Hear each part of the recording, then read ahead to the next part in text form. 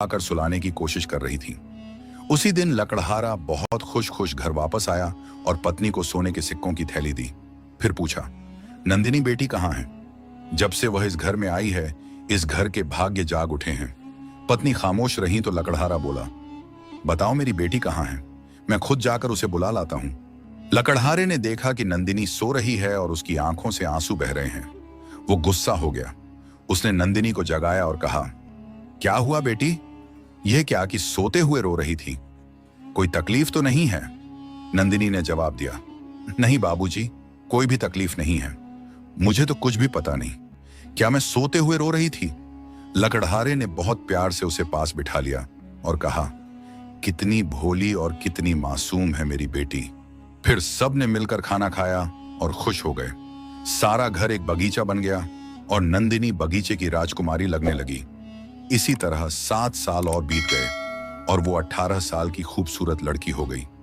एक दिन जब वह जंगल में बकरी चरा रही थी तो उस तरफ एक राजकुमार शिकार खेलते खेलते आ निकले। वो एक हिरण के पीछे घोड़ा दौड़ाते दौड़ाते अपने साथियों से बिछड़ गए थे। हिरण उनकी पकड़ से बाहर चला गया था और इस दौड़ धूप से उन्हें प्यास लगने लगी थी।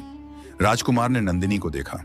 नंदिनी ने राजकुमार को अपनी तरफ देखते हुए कहा, क्या प्यास लगी है? अगर दूध पियो तो बकरी पास है, अभी ताजा दूध निकाल देती हूं।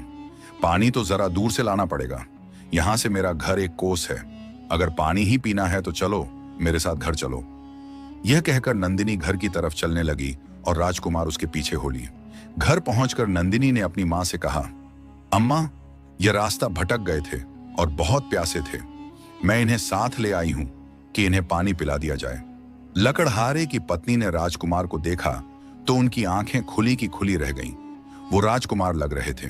बहुत कीमती घोड़े पर सवार थे और हीरो मोतियों से जड़े हुए कपड़े पहने हुए थे।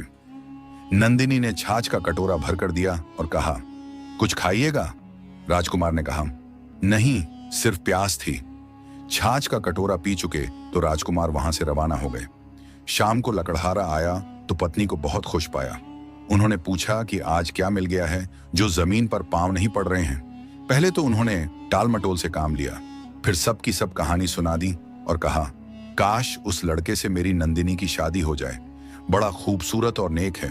लकड़हारे ने कहा, भगवान ने चाहा तो हमें नंदिनी के लिए अच्छा लड़का ही मिलेगा। राजकुमार जब महल पहुंचे तो उस समय उन्हें यही चिंता थी कि किस तरह राजा उनकी शादी नंदिनी से कर दें।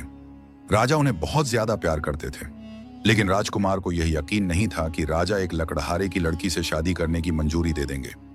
राजकुमार को यही धुन लगी